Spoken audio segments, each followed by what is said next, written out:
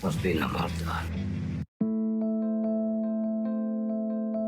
Hey ho, I'm Rachel, this is Missy, and we're Miss Daisy Sewing, and today we're going to talk about some Scottish lore. I've mentioned before that I volunteer as a scare actor at a historic house over the Halloween period, and this time I'm going to be the Bean Nighe, who is known as the washerwoman. So what we're going to do today is I'm going to go over what I want the outfit to look like for this. And I'm also going to explain to you all exactly who the Bean Nighe is and why someone who might appear as not very frightening could be the most terrifying person you'll ever meet. So the Bean Nighe is known as the washerwoman. So for this outfit, we're going to keep it simple. And I want to do a really sort of old-timey cloak. And I'm going to wear the same outfit I had for my witch's costume and Fay Queen last year. So I'm going to have on a black blouse and sort of full-length skirt. She is synonymous with bloody rags. It's bloodied death shrouds in particular.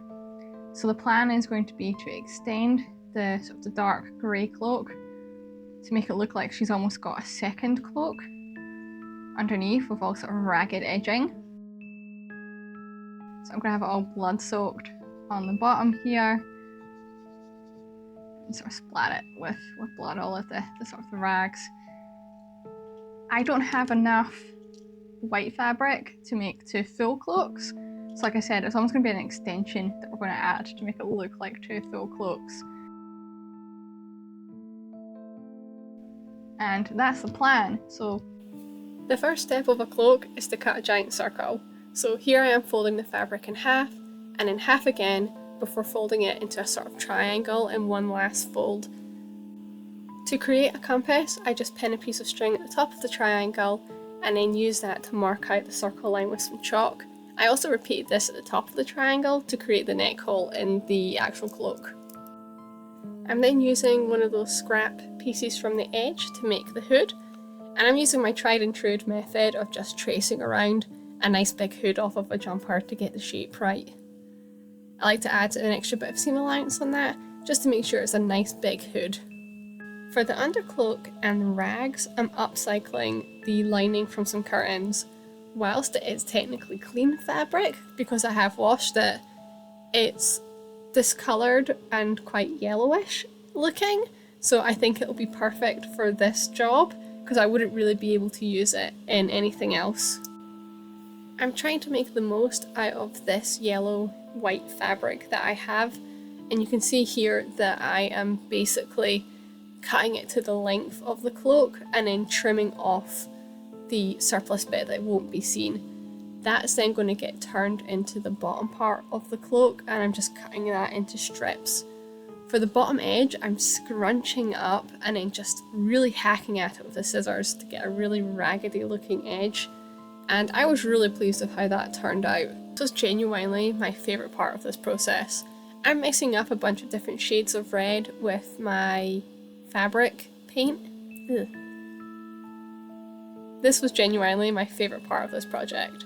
I'm mixing up a bunch of different reds with my fabric paint, and initially I started just sort of splashing it on the long pieces that would be at the front, and because my fingers were getting all mucky, I was getting some fingerprints on there and smearing all that in to get a really nice sort of gross look to this edge.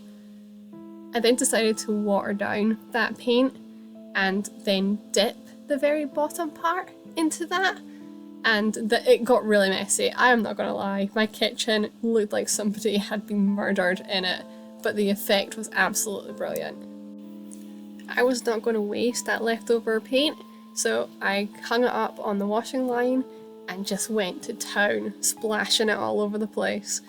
I'm not gonna lie, I enjoyed this probably way more than I should have, but it was really good fun just getting that paintbrush soaking wet and flicking it at these rags as they were flapping around in the wind.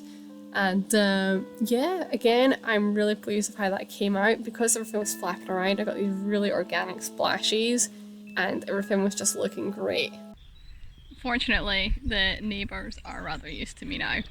I'm really pleased with how these have come out though. Like the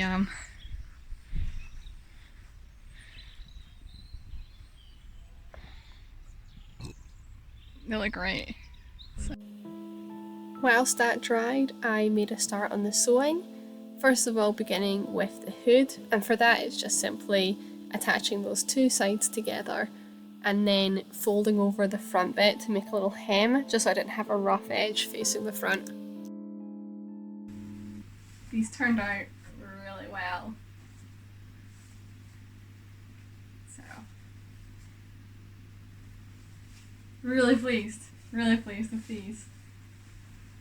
I like the sort of different gradient of the sort of the red pink, and then all of the splats look fantastic as well. So we're going to sew these up next is the plan, and then get them attached to the main cloak. The first thing I had to do was get these rag pieces assembled. It turned into basically a giant U shape. I had one tall piece, all of the long pieces for the bottom of the cloak, and then the other tall piece. And then those all had to get sewn together before I could then think about how I was going to attach that to the cloak. It's always a bit of a pain attaching a straight edge to a circular edge, so what I did was worked out the rough middle and then sort of smoothed it along and pinned it roughly and just tried to get it sitting the best that I could. I wasn't too worried about it being perfect, but I didn't want anything distinctly crimped or obviously rumpled with this undercloak. I wanted to keep these looking like two separate pieces, so the way I attached this was to basically create a false hem. So I folded the grey cloak over once and then sewed that down, and at the same time attached the white piece under it, and then that way it would sort of lift up a little bit. That grey piece would lift up a little bit away from the white piece underneath it, and just overall create that look that it was slightly two different pieces, but also holding it all together at the same time. My first fit check of just the cloak with that undercloak piece, and I was quite happy with this. Then it was on to getting the hood, so for this I gathered up the edge of the hood to make it the same size as the neck piece, and then I just simply attached that. I used a rabbit's paw as the clasp, and overall very pleased with it. But I suppose you're still wondering, what exactly is the Bean Nighe? Now gather close, my friends, and draw your cloaks tight, for the wind carries more than just chills this night. And let me tell you of the Bean Nighe, the washerwoman of the ford, one of the oldest and eeriest spirits to drift through the mists of the Scottish Highlands.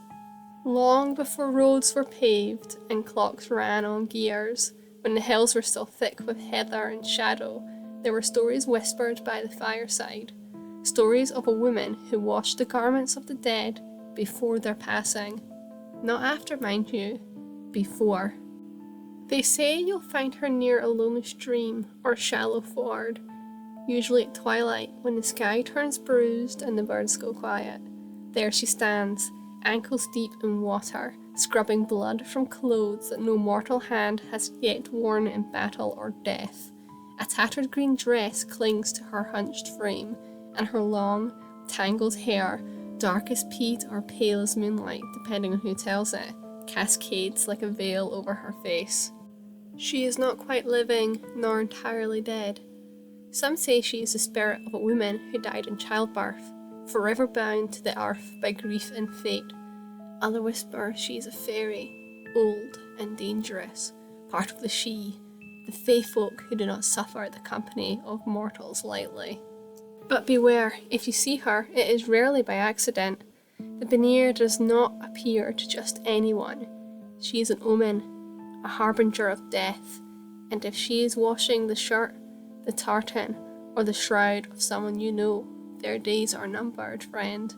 Worse still, if the garment she scrubs belongs to you, well, then best set your affairs in order.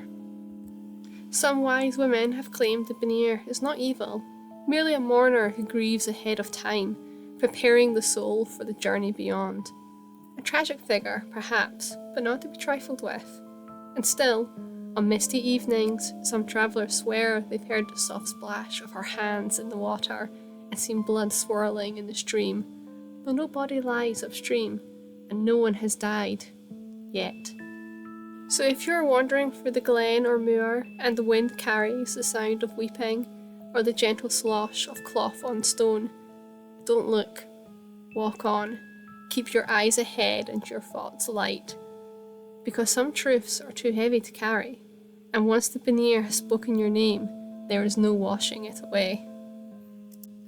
Take care, my friends, this Samhain night, and pray that your path does not cross that of the Sidhe, the Scottish Fae. And until next time, farewell.